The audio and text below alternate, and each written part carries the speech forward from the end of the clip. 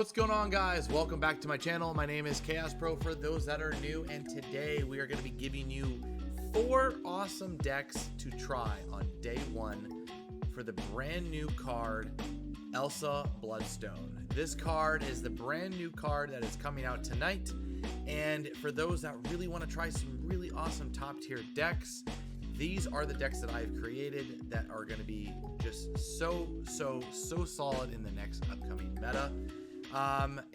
Yeah, basically she has a really interesting an ability.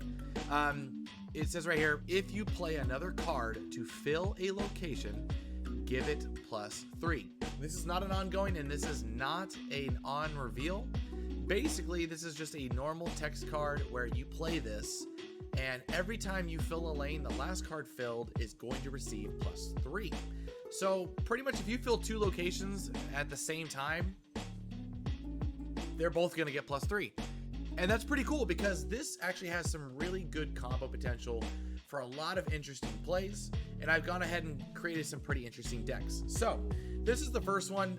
This one's going to be the Elsa Bloodstone Zoo deck. Basically, this has a small premise of Zoo and a little bit of mixture of other things.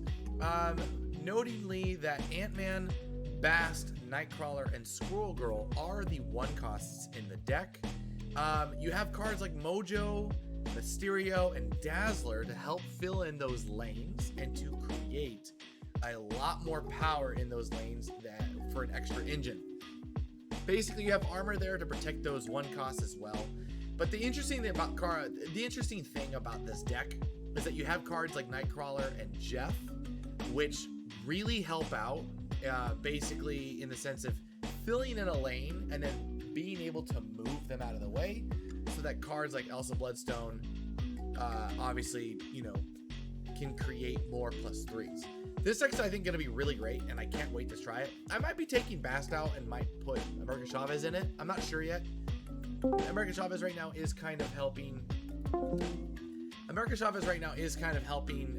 With, you know, filtering out the deck, and yeah. All right, now this one is going to be my number 1 Elsa Bloodstone Silky Move deck.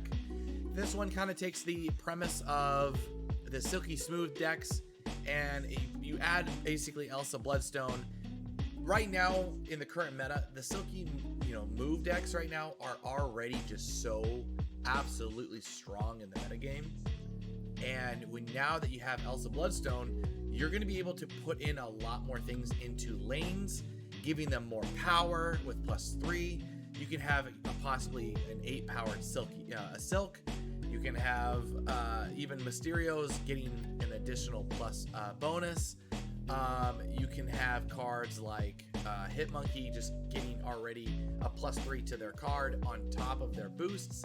It's just interesting. Once you start filling in lanes, you know, Spider-Man can fill in a lane. Things like that, he'll get the +3, move out of the way. Jeff does the same thing. Nightcrawler does the same thing. I think it's going to be really fun and very interactive. To be honest, I'm anticipating that this is probably going to be one of the 2 main decks that I'll be running, and I think are going to be very strong in the current meta this season.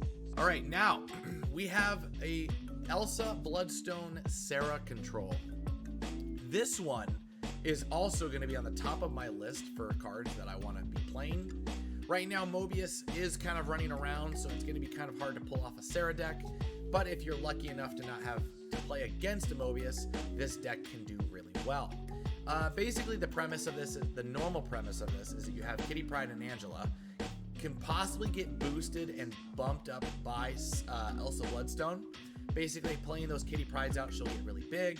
And then you're going to have things in this deck that are also going to be really interesting because you have cards like Shadow King and Shang-Chi to really help you out with, you know, those last turn plays. But you have some other cool combos in this deck too, which is really awesome. You're able to do things like a really big Kitty Pryde. You can play Mysterio and a Hitmonkey on last turn, and that is not even with Sera in the mix. All of this being said, this deck I can anticipate is going to be very strong as long as you aren't running up against another Mobius player. All right, and then you have the highly anticipated, I'm probably not going to run this one, but this is the Elsa Kitty Shuri deck. A lot of people are probably going to be running this. I've pretty much been playing this for the most part of last season next to my Loki deck, but adding Elsa Bloodstone is only going to be helping the nerfed Kitty Pryde that recently just happened. She went from a 1-2 to a 1-0, but this basically is just already taking that premise of the Forge Kitty Pryde and the Hulkbuster Kitty Pryde, and basically this is just going to be helping that out.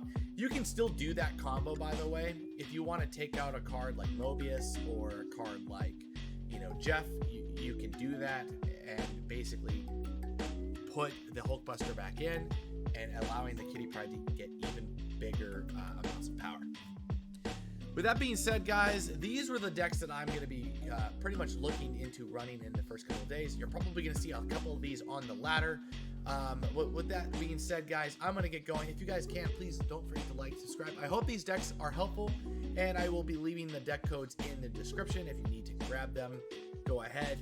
And I hope I can help you get to Infinite. I hope I can help you get to Infinite. Recently, we went from 23,000 to rank 500 in the last season. And I had an insane climb, and I'll be making another video about that and my experience on how the ranking system works and if the ranking system is going to allow me to be the same rank that I ended with versus I started. But that, like I said, guys, I'll leave all of these videos and deck codes in the descriptions. If you guys can, again, don't forget to subscribe, and I will catch you guys in the next one. Peace.